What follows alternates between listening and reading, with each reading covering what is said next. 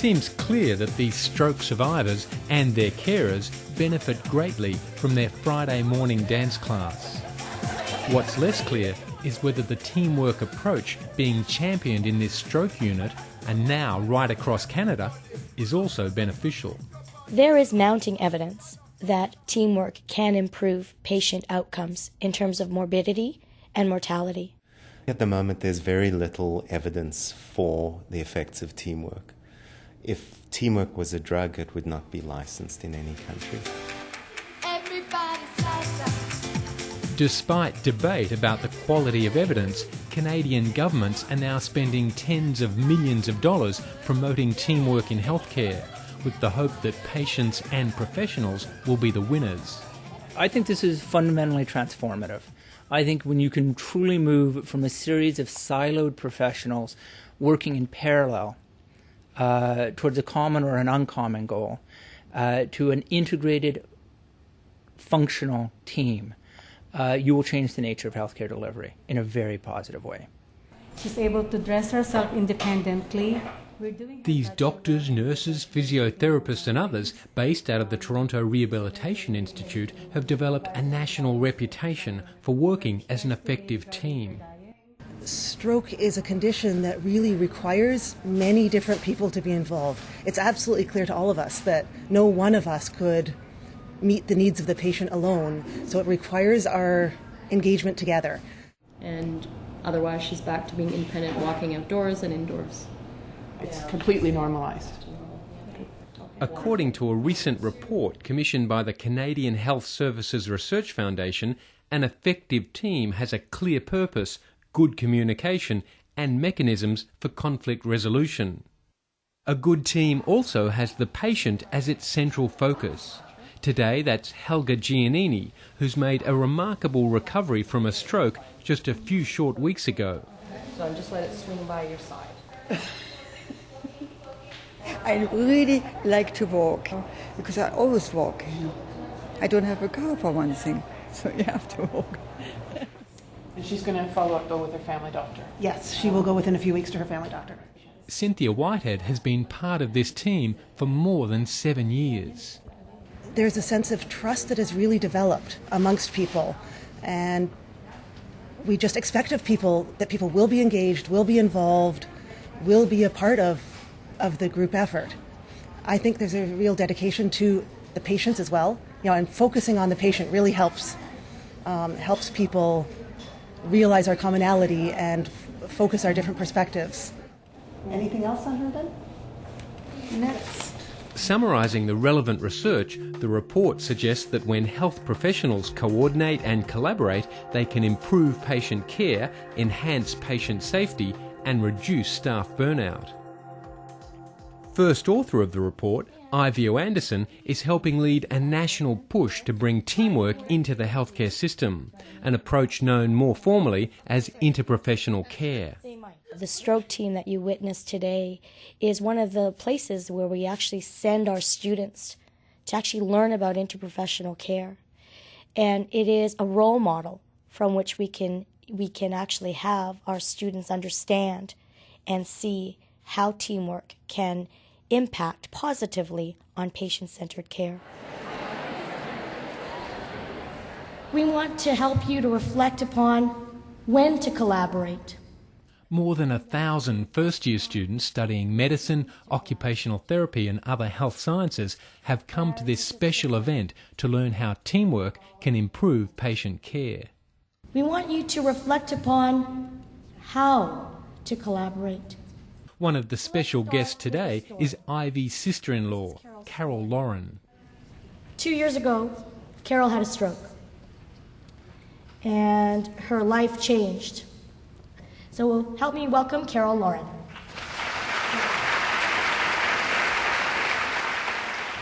Good afternoon. It is a privilege to be here today.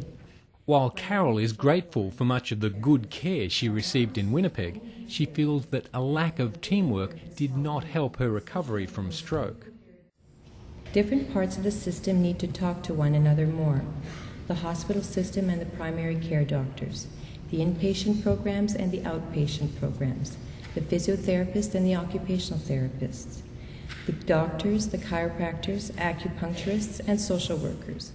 If I was a patient that had a chronic illness, that had a whole host of health professionals from different contexts, some in the hospital, some in the community sector, some in a rehab sector, I would expect that those health professionals, regardless of location, would actually be talking to each other. Our system, healthcare system, does not actually support that component of communication amongst health professions, regardless of context.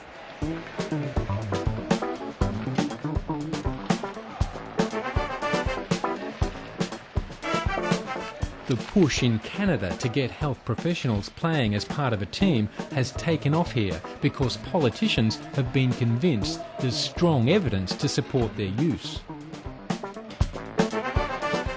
We know that they increase patient safety, increases patient satisfaction, and if you do it right, it increases provider satisfaction, which leads to better recruitment and better retention. And all parts of those are critical for the healthcare system. A practicing physician and assistant deputy minister, Joshua Tepper, is one of a growing number of teamwork converts. More and more policymakers are trying to turn towards evidence for any decision they make. And as the evidence became clear and not just anecdotal, it really provided a strong impetus for policymakers to feel comfortable making the investment, putting the energy into creating interprofessional or team-based care models in the healthcare system in a variety of settings.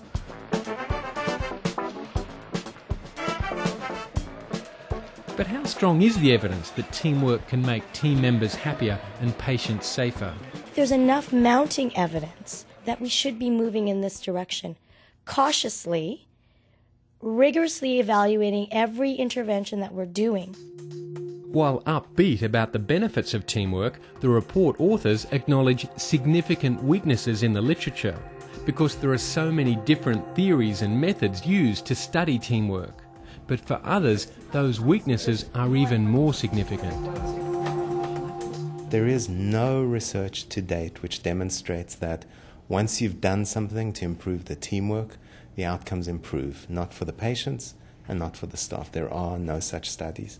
A skeptic steeped in the ways of evidence-based medicine, Merrick Swerenstein believes Canada is being too hasty pushing teamwork, and he wants to see much more evaluation. With colleagues, he's running a randomised controlled trial of a new approach to communication within hospitals. The plan is to get professionals talking to each other in a more thoughtful way when they meet informally in hospital corridors and nurses' stations.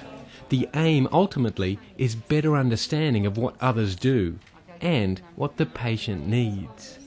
We've done a systematic review of this, and the only studies that we could find about improving interprofessional collaboration are not good randomized trials and don't explicitly focus on trying to improve teamwork. They're in the area of things like stroke care and some other kinds of care organization.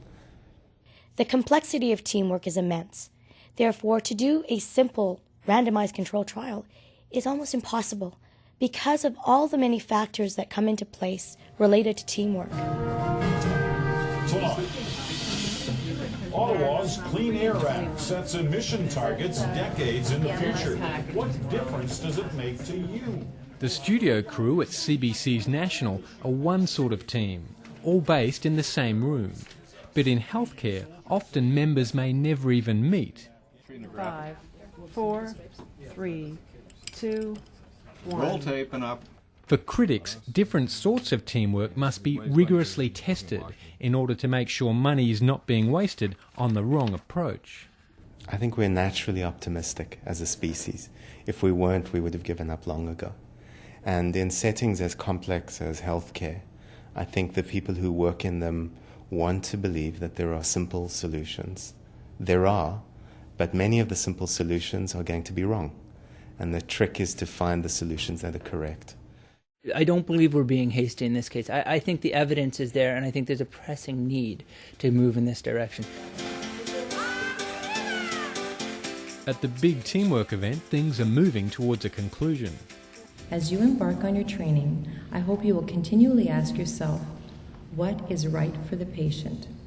Thank you for the opportunity to speak with you this afternoon and to share my story.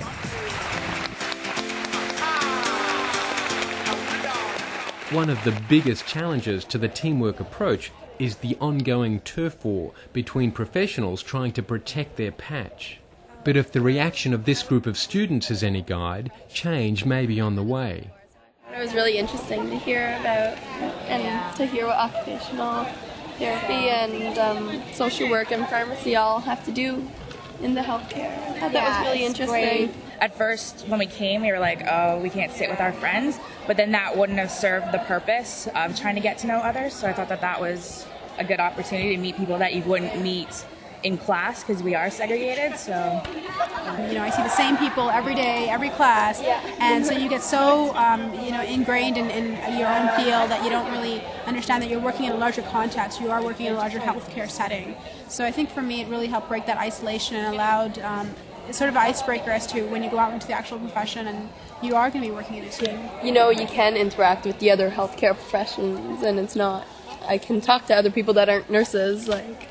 The first-year students at the University of Toronto are across the health science and social work faculties are the future. They're the future healthcare practitioners for us here in Canada. If we expect them to practice in a different way, if we expect them to practice in a interprofessional, patient-centered manner, we actually have to teach this. Everybody salsa.